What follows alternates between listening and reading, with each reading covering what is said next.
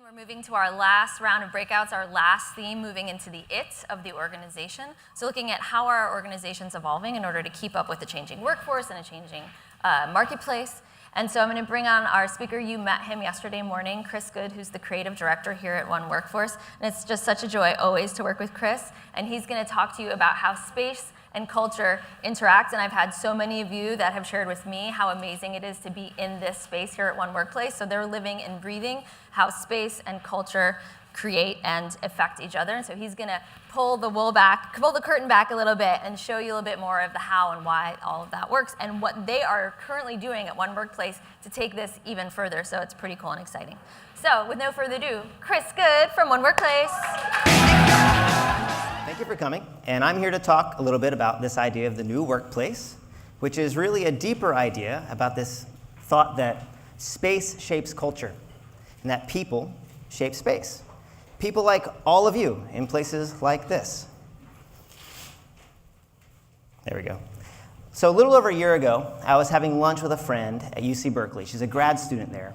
And we were working together on a project to better understand how physical space impacts human behavior. And I threw a question out at her. And I said, what happens when you interrupt someone's individual ownership of space? And how does that affect their sense of belonging? She began telling me this story of what it felt like when she was an undergrad and she moved to college for the first time. And she had left behind a space that was so very, very meaningful to her. Her own personal bedroom, a place that she owned, a place that defined her by her things and her furniture and the posters and Christmas lights on her walls. And now she had moved to this campus, to this dormitory with 4 strangers who she'd never met before.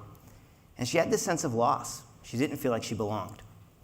And one day she's walking across campus, feeling kind of miserable, and a stranger stops her and says, hey, are you okay? Something looks wrong. And she begins telling her story. It just starts coming out. And she talks for a little while, and then they say to her, what you need to do is not think of it in terms of what you've lost, this place that you owned, this bedroom, but instead what you've gained. You've gained this entire suite of experiences that exist across this entire campus, if you're willing to make them yours, if you're willing to own them. And that comment changed her mindset, her attitude, her behavior. It ended up changing her entire college experience. Because from that point on, every time she felt even the littlest bit homesick, she'd go out and find some random part of campus that she's never been before, and she'd plant a big old symbolic flag right where it was and claim that place as hers. She now owned it. And so I share that story because I'm always trying to understand the answer to this question. Why does space matter? And for me, I truly, really believe it's because that space shapes our personal sense of value and belonging. In fact, I think that's happening right here, right now, for many of you. And if it's not, don't tell me. I don't. But that experience doesn't only exist in things like this. It also happened for us when we created this space in 2013. But when we moved in here, we were a very different organization. We were less than half our current size. I think maybe 150 people reported here at that time. We're an organization of over 800 people now. More than 300 people show up here. And every day sort of feels sometimes a little bit like this, where we're sort of spilling out the sides and out into the outside space. And so we knew we had to do something. We had to make some kind of change. But whatever change we made, we had to make sure that it was intentional and that it helped enhance our culture, that it didn't have any kind of negative impact.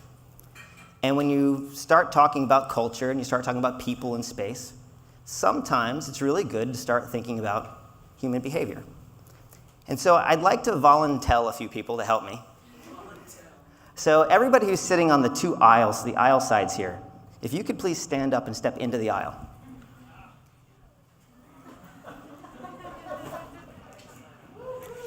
Awesome.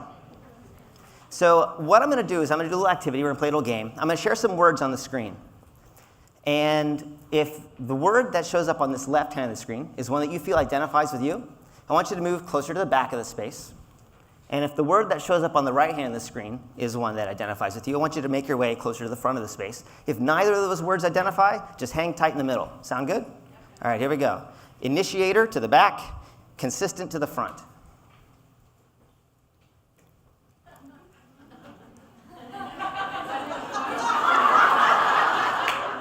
We're learning something here. We're learning something really important. Oh, we've got a traffic jam. All right. So the rules are going to change a little bit here. I'm going to share some more words. For going forward, if any word is on the side you're already on, just stay there. If you agree with the other word, take one big step towards the middle of the room, back the other way. Sound good? Okay. Competitive and cooperative. Anybody moving?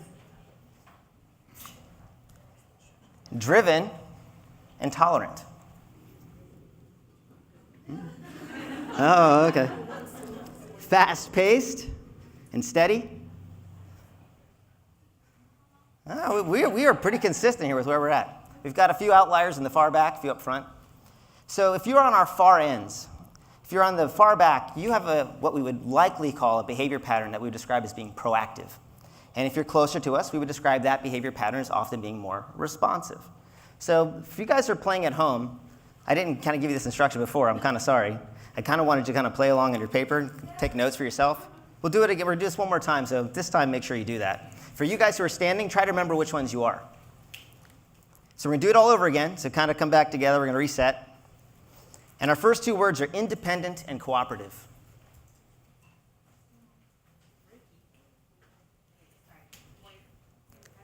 Moving. Some new words, self-confident and helpful. Take one big step, or not.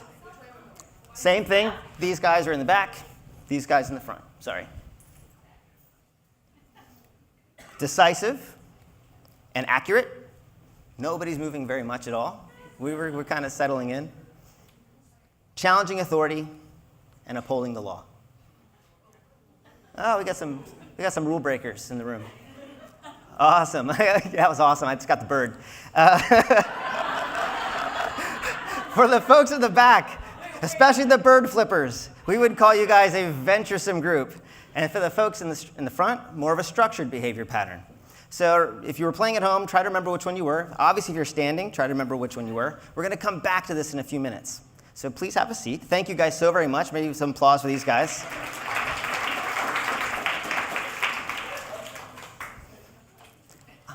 Before we come back to those behavior patterns, I want to talk a little bit more about the changes that we were having here and how we wanted to be intentional about what that culture impact would be. So we wanted to collect some data as we dove in to understand what is the change that we really need to try to make. And we reached out to some folks who are really good at data, our friends at Steelcase, some of whom are here today, and they helped us install sensors throughout the entire building to see where people were using space, how they used it, how often they used it, when they used it. And we learned something pretty interesting. It might not be all that dissimilar from some of your organizations. About 70% of the time, the people who work here weren't at their assigned spaces. They were doing other things in other places. We were only using assigned space maybe 30% of the time. So it doesn't make a lot of sense for us to accommodate more people by adding more space or trying to shove in more desks. That's probably the wrong approach. We needed to find a more agile way or a distributed way to find a way to work and to fit here. We also know that when you come to the same place every single day, you develop really deep connections to the people that you work around. They become your work family. But these are not necessarily the people you work with. We had a great conversation yesterday with David and Lori about building culture for distributed teams. In this particular case, you may not actually work with any of those individuals. You otherwise would never have any interaction from them, except for the fact that they kind of sit around you.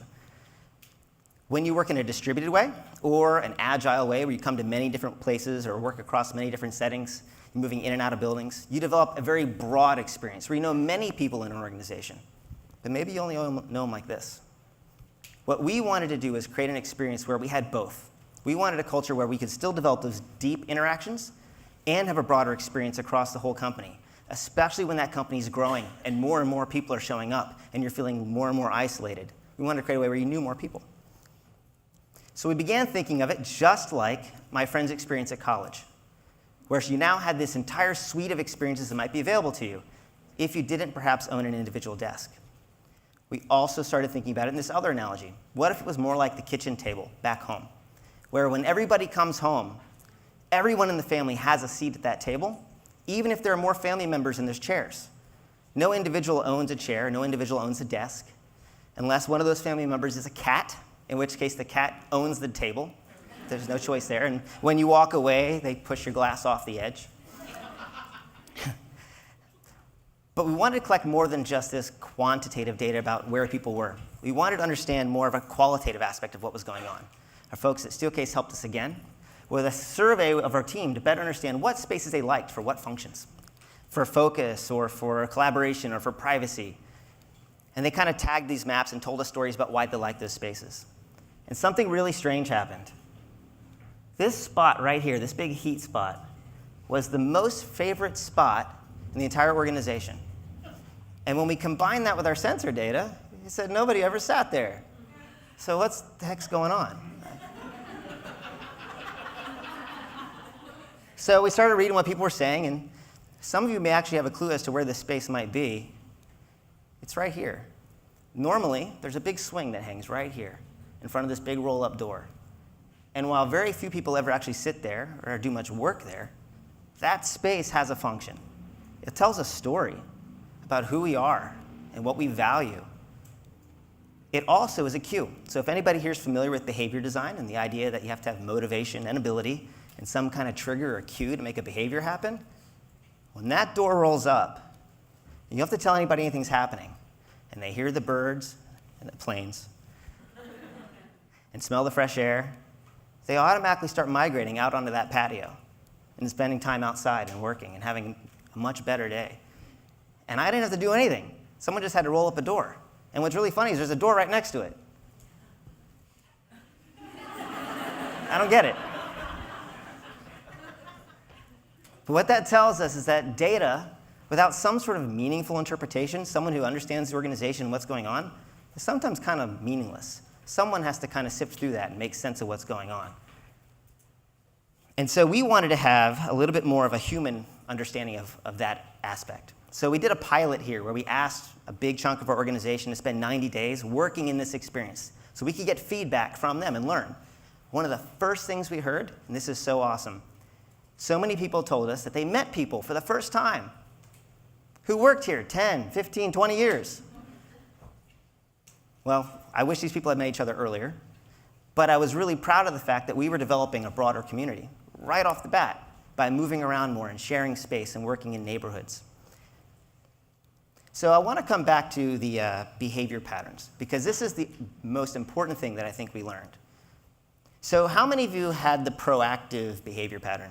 I've got quite a few hands up. Oh, I'm going to go back. How many of you had the structured one? Did anybody have both? You guys are weird, so just come talk to me later, and we'll figure that out. But that can happen. You can have both. So for our proactive folks, they're a little more agile. They have a very high dominance factor. They're assertive and very low patience.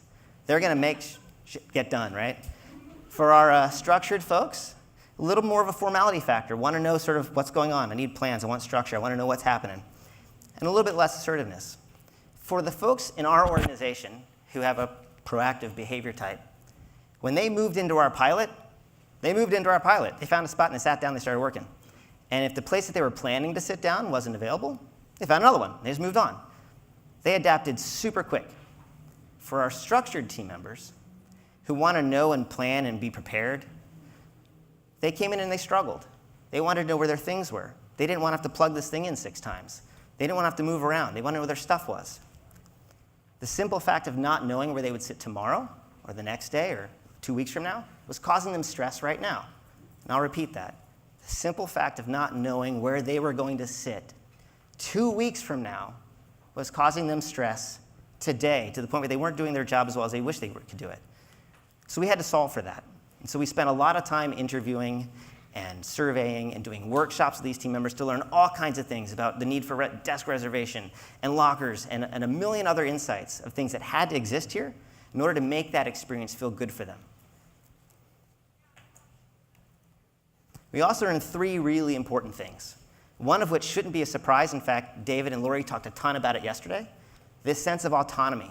This only works if everyone in the organization feels like they have the power to make the decision for themselves when and how and where they're going to work, whether that's at home or whether that's at the office, and when it's at the office, where that might be. At a desk, in a room, collaborating, not collaborating, behind a closed door, out in the open, whatever that experience might be.